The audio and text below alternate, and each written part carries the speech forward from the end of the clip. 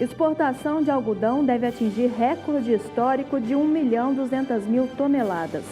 Projeção da safra 2018-2019 de soja é suficiente para atender demanda global, segundo a Abiov.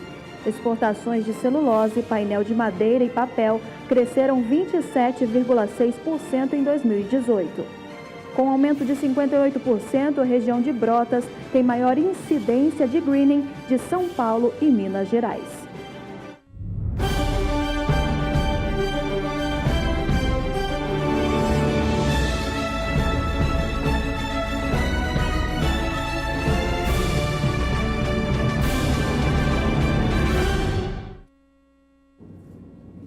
Olá, está no ar a segunda edição do Agricultura BR desta quinta-feira. Uma boa tarde para você e para você também, Carla. Boa tarde, Ju. Boa tarde para você de casa. Como sempre, começamos falando sobre o dólar. A moeda norte-americana vem em movimento de queda nesta quinta-feira, em sintonia com o movimento do cenário exterior com a recuperação das moedas emergentes, que apresentou queda na véspera de ontem, e também com a expectativa da saída da divulgação das novas de pesquisa de intenções de votos da Datafolha no final do dia de hoje. Então, a partir de agora, nós vamos ver como está se movimentando a moeda norte-americana neste momento no cenário nacional. Você vê uma queda de 1,42% para a moeda norte-americana, que está sendo negociada a R$ 3,69 mais 2. E ainda falando sobre dólar, vamos lá para a Bolsa de Mercadorias, falar com o Walter Puga Júnior, que já está a postos. Walter Puga, boa tarde. Como que se explica esse cenário, explique melhor esse cenário da moeda norte-americana. Boa tarde.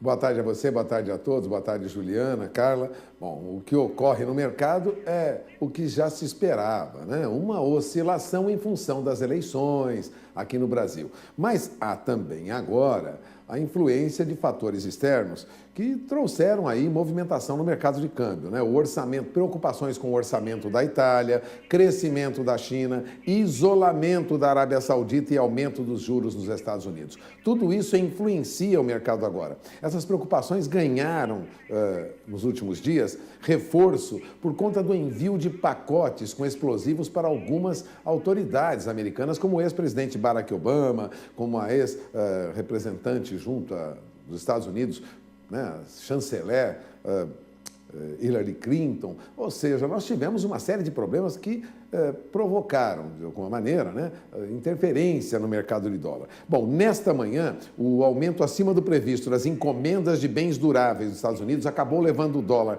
aqui a bater a máxima da sessão, já que a justificativa do Banco Central dos Estados Unidos indica, né, uma justificativa de continuar a trajetória de aperto monetário lá.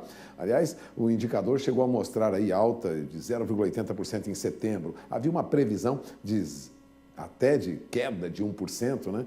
Os economistas ouvidos por agências internacionais de notícias mostravam isso.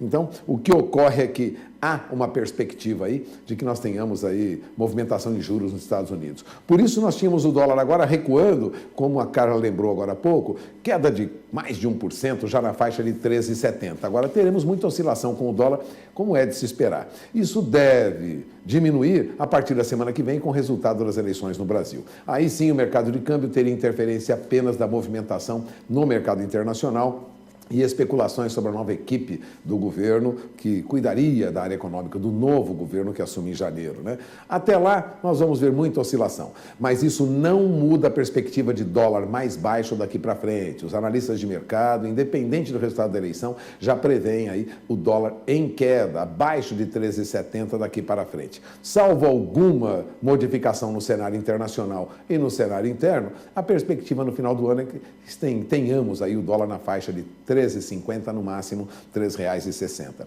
Agora, o que acontece com o nosso índice Bovespa? Bom, o nosso índice Bovespa operava em alta, há uma tensão com o que ocorre lá fora, né? As ações da Vale subiam agora há pouco 0,42%, os resultados da Vale, o balanço, né, no terceiro trimestre de 2018 são dados positivos, consistentes, mas também estavam dentro do esperado, portanto, o noticiário dá conta de que não há grande alteração. Uma alta de quase 1% no nosso índice Bovespa, se aproximando aí de 84 mil pontos, lembrando que nós recuamos recentemente para a faixa de 83 mil pontos de novo, ainda não não voltamos aos 84 mil pontos. Índice Bovespa é referência para o mercado brasileiro de ações, de olho na informação, porque o que ocorre na Bolsa, o que ocorre no câmbio, vai interferir no seu negócio, no agronegócio brasileiro. Afinal, a movimentação no mercado financeiro é que dá alteração, dá suporte em boa parte dos negócios no agronegócio. Por isso, de olho na informação. Mas a perspectiva é leve recuperação do índice Bovespa até a tarde de hoje, até o final da tarde, e o dólar com alguma tendência de baixa, ainda mantendo a faixa de 13,70. É com vocês em Campo Grande. Obrigada, Puga. Nós já voltamos com o Puga, que ele traz mais informações sobre o mercado brasileiro. Daqui a pouco, depois do intervalo comercial, exportações brasileiras de milho e também o sinal de alerta para a safra de soja no Paraná devido ao excesso de umidade. Nós voltamos já. As exportações brasileiras de milho estão em queda, mas mesmo com esse cenário negativo, o Brasil tem lucrado mais com a venda do cereal. Vamos voltar à Bolsa Brasileira de Mercadorias para falar com o Puga, que tem mais detalhes desse assunto. Puga, boa tarde para você. É contigo daí. Olha, o que ocorre no mercado do milho é que nós temos aí uma exportação menor, né? Lembrando que nós atingimos recentemente exportações na faixa de 29 milhões de toneladas, mas agora devemos exportar no máximo 23 milhões de toneladas. Agora, o destaque é que estamos recebendo mais pelo milho exportado, né? Aliás, o assunto foi publicado hoje, foi discutido hoje, alertado hoje, no jornal Folha de São Paulo pelo jornalista Mauro Zafalon. O Brasil está mesmo exportando menos milho, mas recebendo mais pelo milho que vende para o exterior. As receitas já estariam próximas a 2 bilhões e 200 milhões de dólares entre janeiro e setembro, né? Isso significa que o Brasil já exportou quase 13 milhões de toneladas de milho. Na média, o valor da tonelada comercializada este ano foi de 170 dólares, ou seja, nós tivemos um preço 8% acima, né? No mesmo período do ano passado. Agora, vale lembrar que o câmbio tornou o produto brasileiro muito menos competitivo, embora o prêmio pago para o milho brasileiro tenha sido melhor. Veja, em meados deste ano, o jornalista Mauro Zafalon destaca isso, depois de ouvir analistas de mercado, como Leonardo Sologuren, né, que já chegou a ser negociado acima, né, R$150 a mais por tonelada, isso em meados deste ano. No momento, em relação a valores de Chicago, a alta é menor, mas é de R$75 por tonelada a mais. Bom, a queda da oferta do milho é que foi responsável por esse preço melhor. O Brasil colheu 9 milhões de toneladas a menos, enquanto a retração do consumo, devido à paralisação do setor a partir de proteínas a partir de maio, com a greve dos caminhoneiros, foi de 1 milhão de toneladas. Por isso, o Brasil agora tem preços melhores para o milho, uma redução na produção. A produção interna menor deverá provocar aí uma redução das nossas exportações para no máximo 23, podendo até cair para 21 milhões de toneladas. Agora, o que ocorre é que o Brasil está com outros mercados concorrentes lá fora e isso pode, lógico, trazer alguma dificuldade. Neste ano, países que foram para o meio da lista dos principais importadores, Irã, Egito, Espanha e Vietnã, encabeçam a lista de compras aí de janeiro a setembro, né? Nós tínhamos nos anos passados Japão, Coreia do Sul, Taiwan, que foram mercados importantes para o Brasil. Agora, o alcance do Brasil no mercado externo de milho já não é mais o mesmo do que foi no passado. De qualquer maneira, temos aí valorização para o milho exportado, embora as exportações sejam menores. De olho na informação, porque a perspectiva é de que preço do milho tende a se manter nesse nível, com leve tendência de queda mais adiante. Pelo menos é o que indicam os números que são apontados agora. Agora, Mauro Zafalon lembrou, os departamentos do governo que cuidam de apuração de números de exportação já fazem uma revisão nas nossas exportações. De olho na informação, Juliana, Carla. Obrigada, Puga, pelo destaque. Carla. Pois é, Ju, mudando a commodity de milho para a soja, o plantio de soja no Paraná pode ter um problema ali por causa dos excessos de chuva. O estado que estava adiantado em ser um plantio, era o estado que mais estava adiantado o plantio de soja, começou a perder o ritmo devido ao excesso de chuva neste estado. Então, ainda falando com o Puga, como que essa safra pode ser prejudicada no Paraná?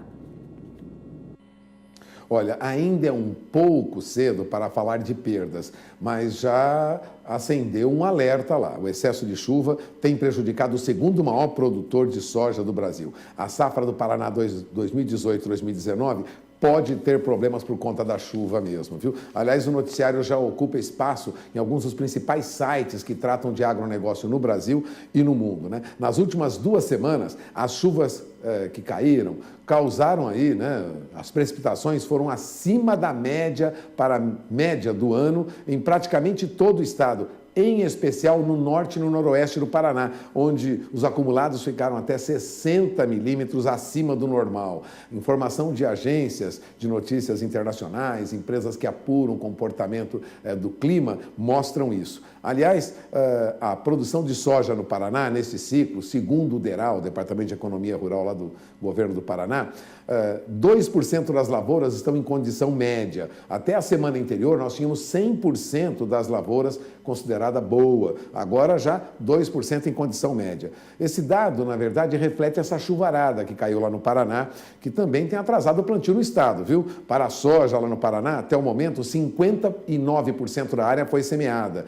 Mas há um ano, nós já tínhamos semeado no Paraná 66%, segundo o departamento, o DERAL, que é vinculado à Secretaria de Agricultura do Paraná. É o impacto da chuva aí nos últimos dias, como destacam analistas do DERAL, por exemplo, como o Marcelo Garrido. Ele diz que nada que não possa ser contornado até o momento. O clima pode voltar para uma situação mais benéfica, mas de qualquer maneira já há um alerta no Paraná. A chuva vem em excesso agora e isso pode atrapalhar soja produzida lá no Paraná. A produção pode ser prejudicada. Bom, o DERAL estima uma colheita de quase 20 milhões de toneladas de soja neste ciclo, ou seja, esperava uma alta de 3% na produção de soja do Paraná. Com essa chuva, pode ser que tenhamos uma redução nas estimativas feitas pelos técnicos do governo do Paraná. Carla? Obrigada, Pulga. O Pulga que volta amanhã trazendo mais informações aqui para a gente. E aproveitando essa nota sobre a soja no Paraná, vamos falar sobre clima. Agroclima. Oferecimento Fiat Toro Ranch. O touro puro sangue. Pois é, o sinal de alerta está dado para os sojicultores paranaenses. O excesso de chuva por lá tem prejudicado, portanto, as atividades de semeadura que já estão um pouco atrasadas. Vamos saber como que o clima se comporta daqui para frente, então? Ao vivo de São Paulo, Juliana Rezende, direto da Somar Meteorologia, tem os destaques para a gente. Boa tarde, Juliana. Olá, muito boa tarde, Juliana. Boa tarde a todos que nos assistem. Olha, pois é, o excesso de chuva no estado do Paraná, que veio acontecendo durante esse mês de outubro, já prejudica algumas lavouras de soja. Tivemos acumulados na maior parte do Paraná em torno de 200 até 250 milímetros somente no mês de outubro. Isso já garante mais do que é normal para a época do ano nessa região. É por isso que as condições de umidade do solo seguem extremamente elevadas no estado. Os índices passam de 90% de umidade do solo em algumas áreas centrais. A umidade alcança até 100%, ou seja, solo encharcado. No decorrer dos próximos dias, a chuva agora ela não vai ser tão intensa. Até pelo menos o dia 30 de outubro, as pancadas de chuva que acontecer não devem garantir tanto volume de água, mas mesmo com esse baixo volume de água, a chuva ainda deve vir com um pouco mais de intensidade. O acumulado fica um pouquinho mais elevado em pontos do noroeste, onde varia em torno de 15 a 30 milímetros. É a partir da semana seguinte que a chuva volta a ganhar intensidade. Entre os últimos dias do mês de outubro até os primeiros dias do mês de novembro, a gente volta a ter previsão de temporais no Paraná por conta da aproximação de novas áreas de instabilidades. E aí sim, essa chuva vem com força e também com elevado volume de água. Tem previsão de acumulados de até 70 milímetros em pontos do oeste e sul do estado e, de forma geral, vai ser uma chuva bastante abrangente. Os acumulados passam de 30 milímetros em todo o estado paranaense. Essa chuva toda, além de garantir excesso de umidade do solo, prejudicando lavouras de soja, também acaba atrapalhando bastante o andamento das atividades no campo e causando até paralisações. Agora, durante o terceiro e último período, essa chuva mais forte dá uma trégua. Até pelo menos o dia 9 de novembro, a chuva volta a enfraquecer no estado do Paraná. As pancadas que acontecer são de baixo volume de água e aí os produtores podem até retomar o andamento das atividades no campo, só que, por outro lado, com o excesso de umidade do solo, ainda deve seguir prejudicando essa essa chuva mais intensa, mesmo que ainda perca intensidade até pelo menos o dia 9 de novembro. Então, de forma geral, tem previsão de chuva forte para o Paraná a partir da próxima semana e esse cenário deve garantir encharcamento do solo no estado paranaense, principalmente em áreas produtoras de soja da região. Daqui a pouco eu volto com mais previsão do tempo. Tá certo, Juliana. Obrigada por enquanto, então, pelas informações. Até já. Representantes da cadeia produtiva de aves e suínos reuniram em Brasília para o último encontro do ano. Entre os temas abordados estão os prejuízos causados pelas guerras comerciais e também a abertura do mercado na Arábia Saudita. Quem traz as informações é a repórter Catarina Martorelli. No último encontro do ano da Câmara Setorial de Aves e Suínos, foi feito um balanço geral da cadeia produtiva. Os representantes das entidades discutiram sobre o abastecimento de milho e soja, os casos de peste suína africana na Ásia e na Europa e os números de produção. A estimativa para este ano é de aumento de 1 a 2%, tanto de aves quanto de suínos. Por outro lado, as barreiras comerciais, tanto do frango na União Europeia quanto de suínos na Rússia, levaram a queda de 10 a 12% nas exportações. O próprio Ministério da Agricultura, mais o setor privado, tem trabalhando incessantemente para nós recuperarmos essa perda de estrada que nós chamamos, né? E nós acreditamos e temos uma boa expectativa que para o ano de 2019 a gente consiga recuperar os números que nós tínhamos em 2017 e realmente o crescimento tanto da cadeia de produção de aves e de suínos volte à normalidade, né, que normalmente a gente cresceria em torno de 5% a 6% ao ano. O país é o segundo maior exportador de milho do mundo, só perde para os Estados Unidos. A estimativa de produção para este ano, segundo a Conab, é de 104 milhões de toneladas. Os maiores produtores continuam sendo Mato Grosso e Paraná. A expectativa dos produtores de milho é com relação à reintrodução do frango brasileiro na Arábia Saudita. Com as barreiras comerciais que fecharam portas para o frango brasileiro, a exportação de milho teve queda. A área plantada de milho ela vem se mantendo, teve uma queda ano passado, porque o produtor de milho ele acaba sendo produtor de soja também. Então vai depender muito esse ano, se tem uma previsão de que a safra de soja está sendo plantada antes, então abrirá uma janela maior para plantar milho. Então a expectativa é de um aumento sensível de área. Para os produtores de milho, a segunda safra, que começa a ser plantada entre junho e julho do próximo ano, é ainda melhor. Catarina Martorelli para o SBA. Até o fim deste ano, é bem provável que os sojicultores brasileiros sintam uma maior pressão na demanda por soja. Isso acontece por conta do embate comercial entre Estados Unidos e China, que acabou abrindo espaço no mercado para o Brasil, o único país capaz de atender a demanda do país asiático depois da guerra comercial deflagrada entre as duas nações. A ABIOV, Associação Brasileira das Indústrias de Óleos Vegetais, projeta que os estoques de passagem do Brasil sejam muito baixos no fim deste ano. A expectativa é de que o ano vire com apenas 1.400 toneladas de soja em grãos em estoques. Isso, de acordo com a ABIOV, apesar de ser um número historicamente baixo, traz uma situação de balanço de oferta e demanda que deve suprir toda a demanda com a produção doméstica e deve o Brasil manter baixo o nível de importações.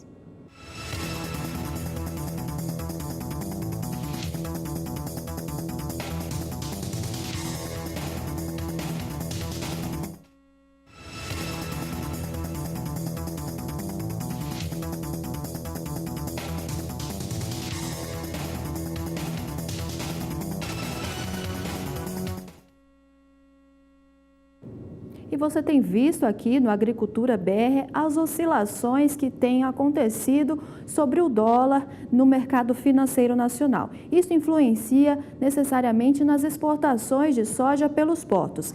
Por isso, os preços da soja nos portos também têm oscilado durante essa semana. Você vê comigo na tela os preços da saca de 60 quilos da soja no porto de Santos e Paranaguá sendo negociada a R$ 90. Então, uma realização aí de uma queda para o preço das sacas de soja nos principais portos brasileiros.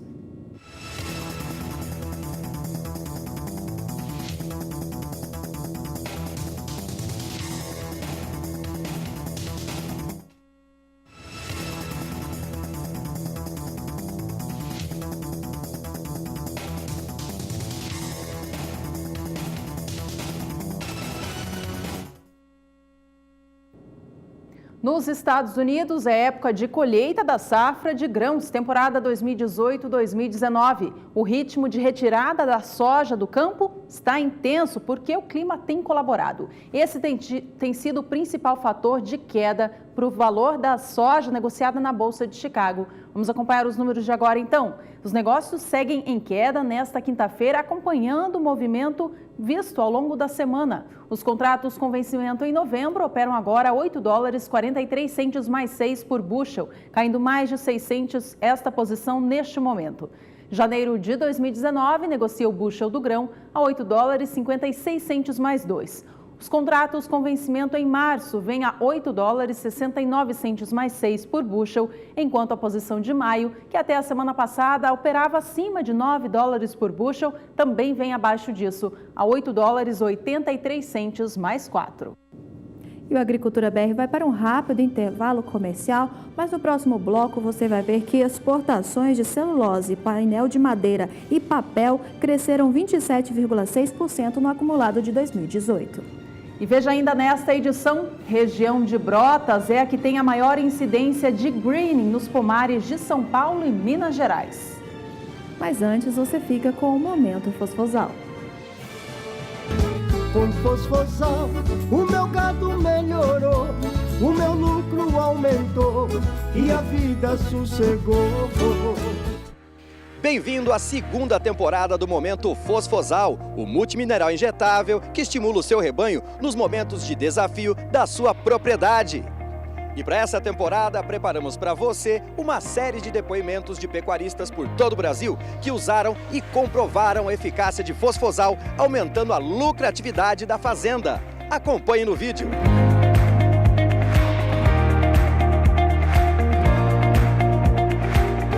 Do gado que eu compro para a fazenda aqui de recria são gados obtidos em leilão. Chegam animais debilitados e eu aplico Fosfosal juntamente com a ivermectina e dá um resultado excelente, ganho de peso. Dentro de 8 dias você já começa a ver a melhora significativa, mas dentro de 30 dias você vê que o animal já nem parece mais animal de leilão. É um animal redondinho, bonitinho e tal, e pronto para ganhar peso e crescer a carcaça. Como vocês puderam acompanhar, animais que vêm de leilão passam por diversos desafios, como por exemplo, transporte, estresse da pista e também adaptação à nova propriedade. Bruno explica pra gente como o Fosfosal atua nesse caso. O Fosfosal é um multimineral injetável indicado nesses momentos de alto desafio. Recomendamos sempre uma dose de Fosfosal na entrada dos animais na fazenda para ajudar na adaptação, ajudar nesse novo ambiente que ele vai ser desafiado. E nos animais mais debilitados, recomendamos fazer uma nova dose de Fosfosal 30 dias após a entrada desses animais. Então o Fosfosal ele vai ajudar como uma fonte de energia e ajudar também a ativar a imunidade dos animais. Garanta a sanidade e a lucratividade da sua propriedade. Ligue agora 0800 847 2222 e peça Fosfosal, uma injeção de peso. Fosfosal, uma injeção de peso.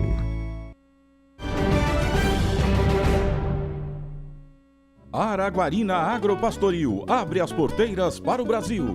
Leilão virtual de touros, dia 25 de outubro, quinta-feira, às 8h30 da noite. 100 touros provados com avaliação PMGZ, produtos de FIV e IA. 30 parcelas e frete grátis na malha rodoviária nacional. Leilão virtual touros Araguarina Agropastoril, dia 25 de outubro, quinta-feira, às 8h30 da noite. Leiloeira Central Leilões. Transmissão Canal do Boi. Olá, produtor rural e empresário do agronegócio. Eu trago uma boa notícia. Agora o Canal do Boi também está na NET Claro TV. É importante atualizar o seu cadastro ou fazer um novo. Basta acessar o nosso site ou, se preferir, pode telefonar. Expandimos. Isso é sinal de inovação e bons negócios. Qualidade em quantidade, tecnologia com tradição. Prepare-se para a primeira semana Nelore Cindy Camparino, de 27 de outubro a 4 de novembro, exclusivo no Canal do Boi. Oferta de 500 fêmeas, 370 fêmeas Nelore e Nelore Mocho, avaliadas pelo PMGZ e ANCP, e 130 fêmeas Cindy, avaliadas pelo PMGZ. Acompanhe flashes ao vivo durante a programação do Canal do Boi. Mais mais informações conectleilões.com.br.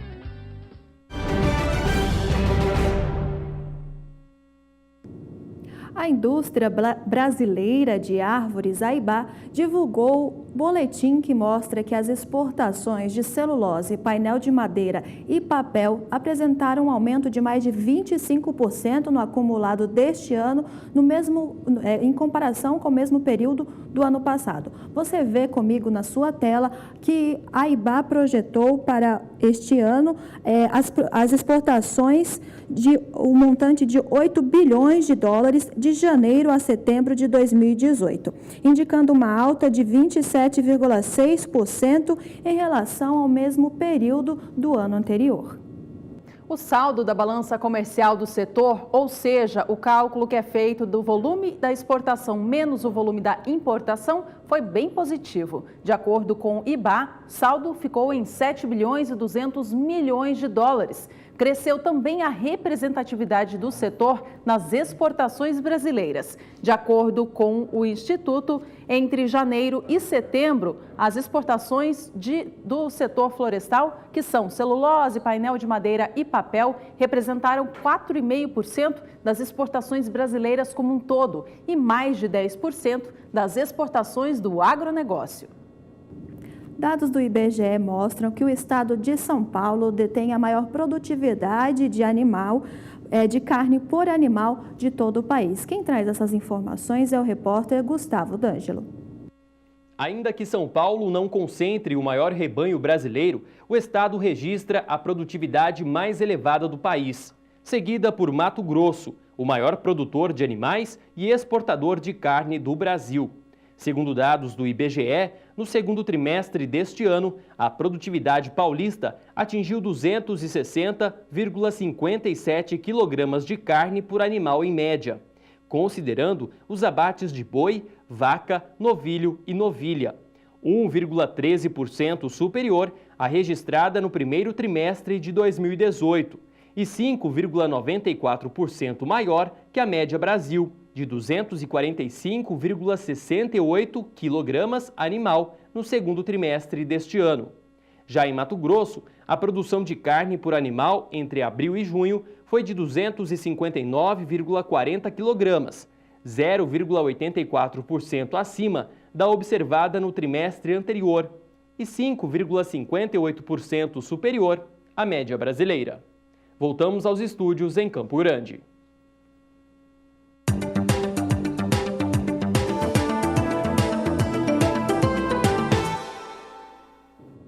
Café é o nosso assunto por aqui agora. Vamos começar vendo os valores pagos pelo libra-peso do grão arábica na Bolsa de Nova York nesta quinta-feira. Mercado ao vivo para você de casa acompanhar. Os negócios com café vêm vivendo dias de recuperação. A gente vê a posição de julho, aí de mais longo prazo nessa tela, operar já na casa de $1,30 por libra-peso, o piso que é referência para esse setor.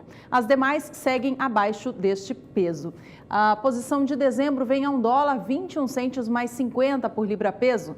Posição de março, $1,25 mais 35. Maio de 2019 negocia a libra-peso do café arábica a $1,27 mais 90, enquanto julho de 2019, $1,30 mais 25.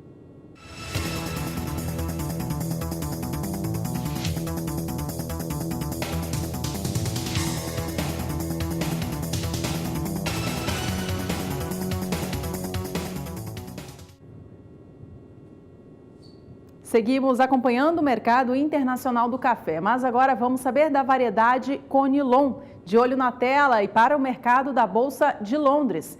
Os contratos com vencimento em janeiro do ano que vem operam a $1.713 por tonelada. Posição vem caindo hoje, assim como as demais. Os negócios com o café Conilon, também chamado de Robusta, para entrega em março, operam a $1.730 por tonelada. A tonelada negociada em Londres hoje, para entrega em maio do ano que vem a $1.746, enquanto a posição de julho, $1.761 por tonelada.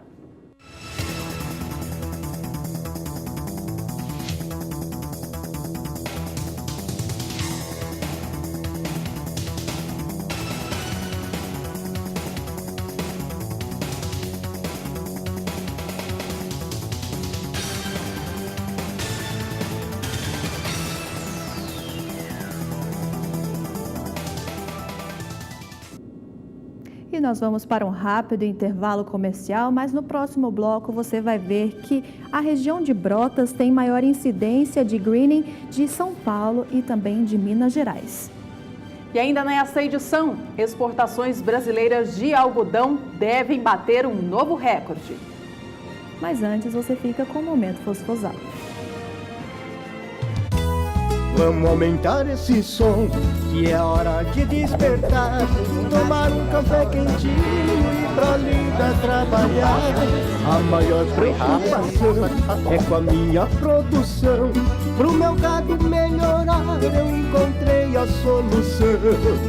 O meu objetivo de usar o fosfosal aqui era ajudar um pouquinho os animais que sofreram muito na seca do ano passado. Então, eu usei em duas categorias. Eu usei nessa categoria de animais já desmamados, machos e fêmeas, e nos animais que estavam mamando, né, que estavam com o pé, no pé da vaca. A melhora foi muito significativa, assim, ao meu ver, no olhômetro, né, e também no ganho de peso. Então, a resposta deles foi muito boa, assim, nesses 60 dias, 90 dias que foi o uso que eu consegui ver a melhora da pesagem, assim, na pesagem deles, né? E eu vi que o uso dele me ajudou bastante, assim, né? E correspondeu ao ganho que os animais precisavam ter ganhado. Produtos Virbac Fosfosal Platindo, você encontra na Agrocampo e Nutricampo, na Avenida do Colonizador 255. Fone 3541-2244. Venha visitar Colíder, venha visitar Agrocampo e Nutricampo. Passar um dia na loja, conhecer nossos produtos e tomar um delicioso café da manhã. Pensa num produto bom! Fosfosal, uma injeção de peso.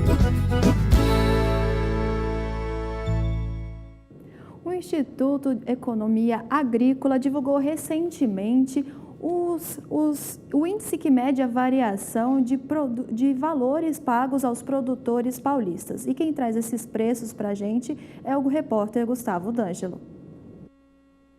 Segundo o IEA, em setembro, o IQPR registrou alta de 1,28% na comparação com o mês anterior. Os produtos que apresentaram as maiores altas foram banana nanica, tomate para mesa, feijão, carne suína e laranja para a mesa. Já as maiores quedas foram observadas nos preços da batata, trigo, ovos e amendoim. No acumulado dos últimos 12 meses, o IQPR variou positivamente em 11,21%. No período analisado, apresentaram variações positivas: laranja para a mesa, milho, trigo, soja, laranja para a indústria, banana nanica, carne de frango, leite cru resfriado, algodão, amendoim, arroz e carne bovina.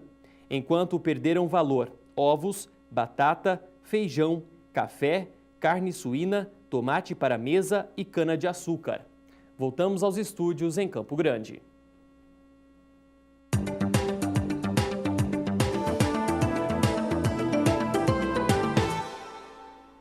A gente fala agora sobre o greening, a pior doença da citricultura. Essa doença cresceu no Brasil neste ano, de acordo com dados divulgados pelo Fundecitrus, o Fundo de Defesa da Citricultura. A principal região produtora de laranjas do país é a região de São Paulo e Minas Gerais. E entre esses estados, a cidade, o município que se encontra com maior incidência da doença é Brotas, que fica no estado paulista. Acompanhe comigo nesse gráfico agora o quanto cresceu a incidência de greening no Parque Citrícola do Brasil. A gente tem em destaque aqui Brotas, apenas o município. Você vê o crescimento muito forte, passando de 36,8% em 2017 para 58,2% nesse ano de 2018. O principal motivo para o aumento da doença foi a alta população do inseto transmissor dessa doença. Isso porque ele foi beneficiado pelo excesso de chuvas no ano passado, situação que estimula o surgimento de brotos. E o inseto prefere as brotações para se alimentar e para reproduzir. Ainda de acordo com dados do Fundecitrus, a incidência de greening na região de Limeira, interior de São Paulo, diminuiu. Você vê comigo no gráfico os dados que o Fundecitrus trouxe sobre as áreas afetadas por greening na região de Limeira, interior de São Paulo, que apresentou uma diminuição de 13,85%, passando de 39,48% em 2017 para 34,01% em 2018. No entanto, o índice da doença é considerado severo e a região é a segunda mais afetada das 12 regiões que compõem o cinturão citrícola de São Paulo e Triângulo Sudoeste Mineiro, atrás apenas de Brotas. O índice de greening em Limeira está também muito acima da incidência média verificada em todo o Parque Citrícola, que é de 18,15%. Agroclima. Oferecimento Fiat Toro Range. O touro puro sangue. Seguimos falando de citricultura por aqui. Vamos saber agora dos detalhes do clima para as regiões produtoras de citros, Parque Citrícola de São Paulo e Minas Gerais. De São Paulo, Juliana Rezende participa mais uma vez com a gente. Como que se comporta o clima, Juliana, para essas regiões?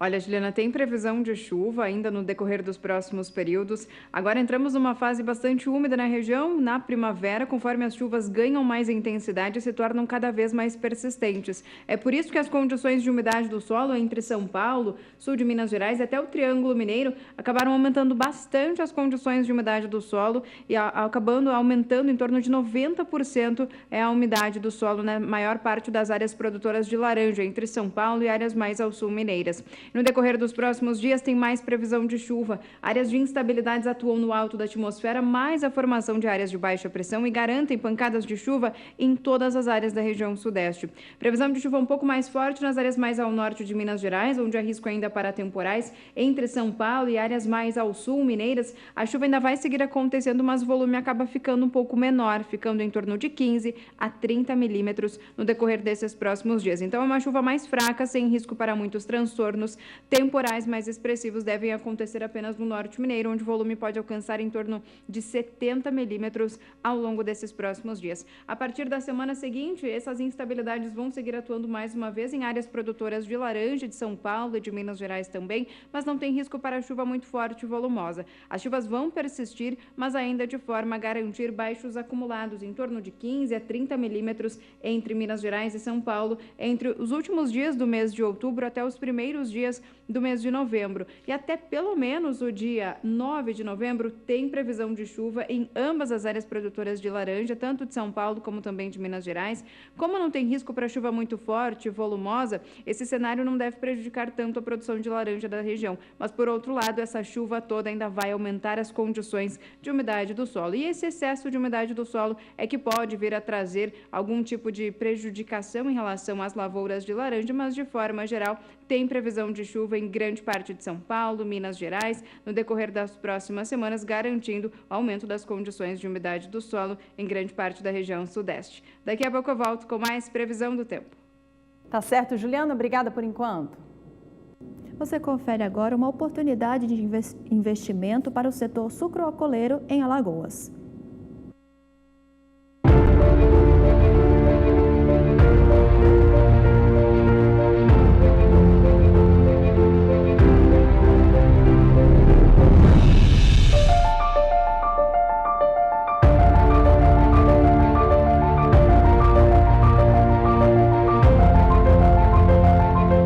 A expectativa para a safra 2018-2019 de cana é positiva para os alagoanos. E aqui surge uma grande oportunidade para você investir na produção sucroalcooleira no estado de Alagoas, através do leilão judicial da massa falida Lajinha Agroindustrial, Unidade Guaxuma. A unidade está em uma área de 17.154 hectares, localizada no município de Coruripe, em Alagoas.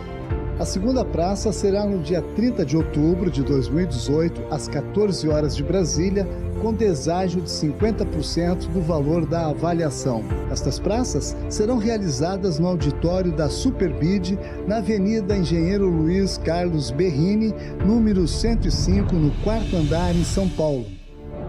Este imóvel da Lajinha Agroindustrial está livre de quaisquer ônus e você terá toda a garantia jurídica. Se você quiser mais informações, é só entrar em contato diretamente pelo telefone 0 operadora 11 4950 9660 ou pelo endereço eletrônico canaljudicial.com.br/Guaxuma.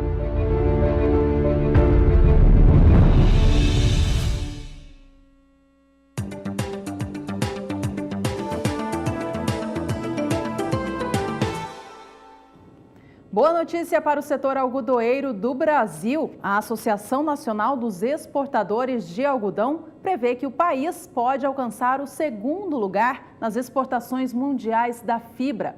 De acordo com a associação ANEA, a previsão de produção do Brasil é bastante grande no ciclo, 2.700.000 toneladas, considerando a safra que passou 2017-2018. Com o novo volume esperado de exportação, o Brasil passaria de quarto lugar para segundo no ranking dos maiores exportadores mundiais da fibra. Em primeiro lugar está Estados Unidos. Atualmente a Índia ocupa o segundo lugar, a Austrália o terceiro e o Brasil em quarto. Caso o Brasil alcançasse, portanto, esse volume maior, ficaria atrás apenas dos Estados Unidos. De acordo com a associação, o Brasil possui um produto de qualidade ofertado no mercado internacional. O preço é competitivo e o câmbio favorável. A associação prevê ainda que as exportações do algodão em pluma para o período de julho a junho devem bater marca histórica. Você vê na sua tela que as exportações de algodão em pluma do Brasil podem atingir a marca histórica de 1.200.000 toneladas com embarque do período de julho de 2018 a junho de 2019. O último recorde histórico verificado com a exportação brasileira desta commodity foi de 1.030.000 toneladas entre julho de 2011 e junho de 2012. Desde então, o volume embarcado oscilava entre 500.000 e 900.000 toneladas.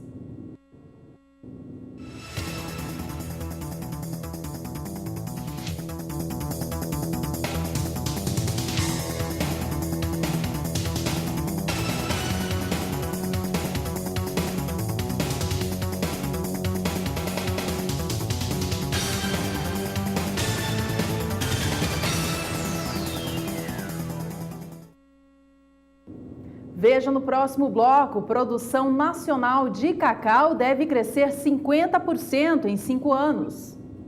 E ainda hoje você vai ver que os drones possibilitam maior mapeamento de grandes áreas no campo. A gente vai para um rápido intervalo comercial, voltamos já. Estamos de volta com um destaque bem bacana para a fruticultura nacional.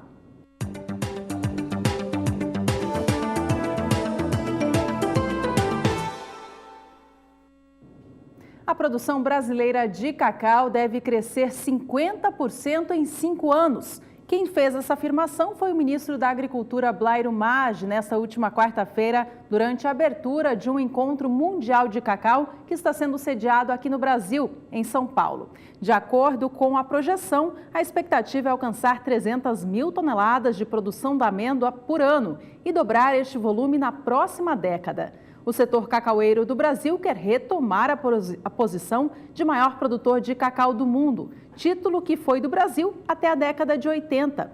Para conquistar tais objetivos, Maggi adiantou que estão em andamento tratativas finais visando reconhecimento internacional para exportar 20% do cacau brasileiro com selo de qualidade diferenciada, o que possibilita vender o produto pelo dobro do preço médio comercializado.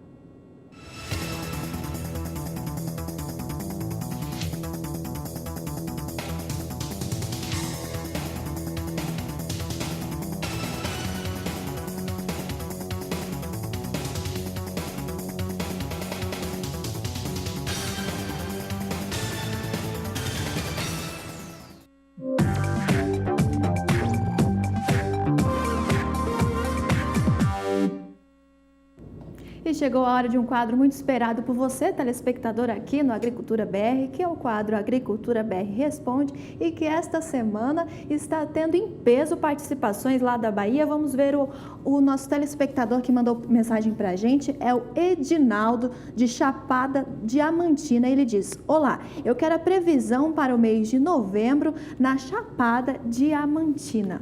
Edinaldo, vamos saber então dos destaques do clima por aí com a Juliana Rezende. Juliana, como fica o clima na Chapada Diamantina?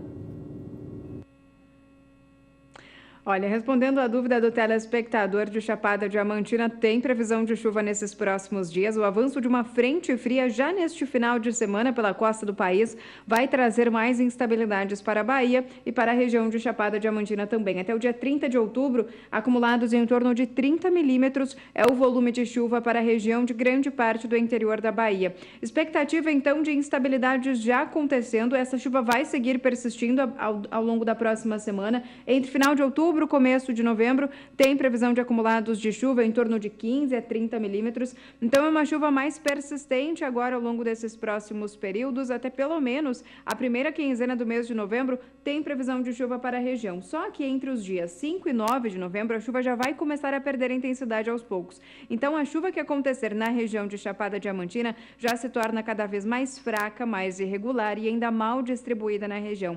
Por isso, todo o mês de novembro ainda vai ser marcado por bastante irregularidade nas chuvas. Não quer dizer que só porque o mês já comece com instabilidades avançando pela região, essa chuva vai se tornar persistente ao longo de todo o mês. Então ainda vamos ter chuva mais irregular, alguns dias de tempo mais seco intercalado com os episódios de chuva. De forma geral, a chuva ainda vai seguir bastante regular ao longo do mês de novembro, mas as instabilidades já começam a acontecer aos poucos. Regularização mesmo somente em meados do mês de dezembro em grande parte da Bahia e também na região de Chapada Diamantina. Daqui a pouco eu volto com mais previsão do tempo. Combinado, Ju? Obrigada por enquanto. Até já. E você que quer participar aqui do Agricultura BR Responde, envia sua pergunta para o nosso WhatsApp, que o número é 67996562266. O assunto agora é tecnologia. O drone possibilita a extração de informação com dados muito precisos. A repórter Kylie Rodrigues acompanhou um curso realizado pela Embrapa em Campo Grande, que mostrou o uso do drone no agronegócio. E neste curso foi abordado regras e procedimentos que se deve ter para o uso destes drones. Veja na reportagem. Olhando assim, até parece ser um brinquedo de controle remoto, mas sua função exige um controle maior. Afinal, os drones são capazes de mapear grandes áreas. Há modelos que mapeiam fazendas de 5, 10 mil hectares. O equipamento proporciona evolução alinhada com segurança das informações, que são captadas por fotos e vídeos. A câmera vai acoplada no equipamento. Para operar um drone, é preciso ser maior de 18 anos e seguir algumas normas. É aconselhável que faça um treinamento, uma qualificação, nesse treinamento que ela conheça as normas de segurança e a legislação envolvida. Existem vários órgãos que regulamentam a utilização dos drones, podendo citar a Anatel, a ANAC e o DSEA, que é onde a gente solicita a permissão de voar e ter a prática de voo, né? Porque por ser um equipamento que tem um risco eminente de queda, a habilidade na pilotagem é fundamental para o bom uso do equipamento. Considerada uma das áreas de maior expressão na economia no país, o agronegócio é um dos setores mais promissores para a utilização da ferramenta, seja para otimizar custos ou aumentar a produtividade da fazenda. Consigo observar informações que debaixo do cavalo eu não conseguiria. Então eu tenho uma nova perspectiva, tenho uma visão holística da minha propriedade rural e por meio de programas e visão computacional eu consigo extrair informações como pragas, doenças, monitoramento de animais, monitoramento de vigor vegetativo. Então existem várias aplicações dentro das áreas. A gente pode destacar a agricultura, a silvicultura, a pecuária e principalmente o meio ambiente, podendo ser utilizado, por exemplo, como o CAR, o GEL e outras aplicações. A tecnologia exige a extração correta das informações de dados. É preciso seguir um método de processamento. Você planeja o voo, executa a missão com segurança e dentro das normas da legislação, baixa o equipamento, retira as fotografias, passa para um computador, processa as imagens utilizando um software adequado para esse tipo de processamento, que é um software de fotogrametria. E feito isso, você já tem a matéria-prima para extrair a informação necessária para a tomada de decisão do cliente final. De acordo com a legislação, a altura máxima permitida de voo de um drone é de 120 metros. Este professor universitário do Paraná salienta a importância de conhecer a legislação. A legislação, com certeza, deveria ser uma das primeiras coisas a gente aprender e ter realmente o conhecimento, porque é uma questão de segurança pessoal, segurança das pessoas que estão ao entorno, segurança da aviação civil e militar, logicamente, né? E faz com que a gente tenha o cuidado de manusear esses equipamentos de forma legal. Isso é muito importante. Kylie Rodrigues para o SBA. E o Agricultura BR vai para um rápido intervalo comercial, mas no próximo bloco você vai ver que o Senar do Estado do Mato Grosso deve capacitar mais de 1.000 pessoas para o setor agro em 2018. E tem ainda mais participação no quadro Agricultura BR. Nós voltamos já.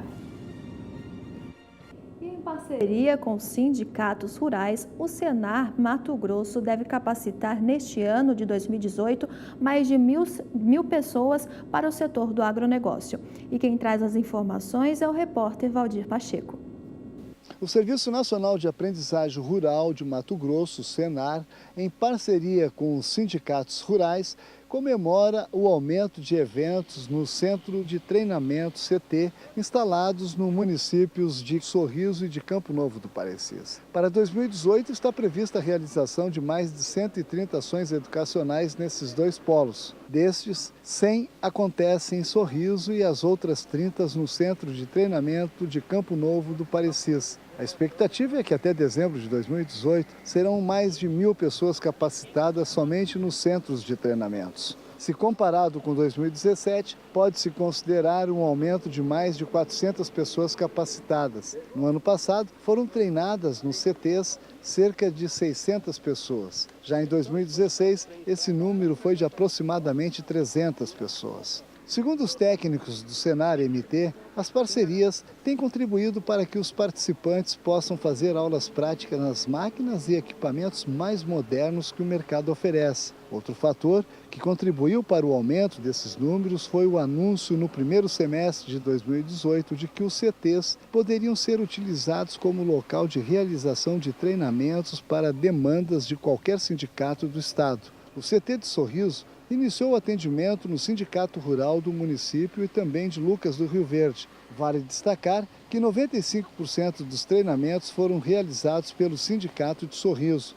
Já o de Campo Novo só executou demandas do próprio município. Para 2019, os CTs se manterão abertos para execução de treinamentos demandados por qualquer sindicato do Estado, mas intensificará seus atendimentos nos municípios vizinhos. Valdir Pacheco para o SBA, Sistema Brasileiro do Agronegócio.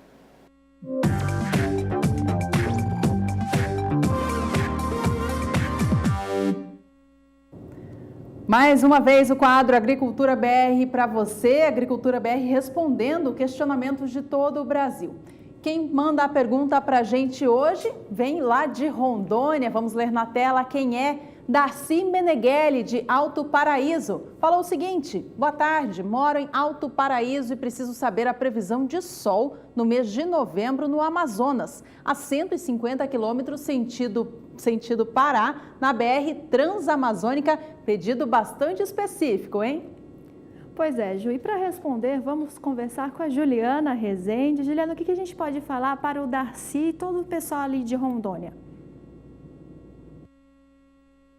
Respondendo então, telespectador de Alto Paraíso, no estado de Rondônia, que quer saber como que fica o tempo para a região dele. Olha, tem previsão de chuvas. Instabilidades vão seguir atuando na região, muito por conta dos ventos em altitude que transportam umidade da Amazônia para a região central do país. E no estado de Rondônia não é diferente. Nesses próximos dias, até o dia 30 de outubro, tem previsão de chuva em todo o estado. Essa chuva vai seguir ainda influenciada, então, pelos ventos em altitude que transportam umidade, favorecem a formação de nuvens carregadas. Só que a chuva é mais fraca, não tem risco para pancadas muito expressivas e com um grande volume de água.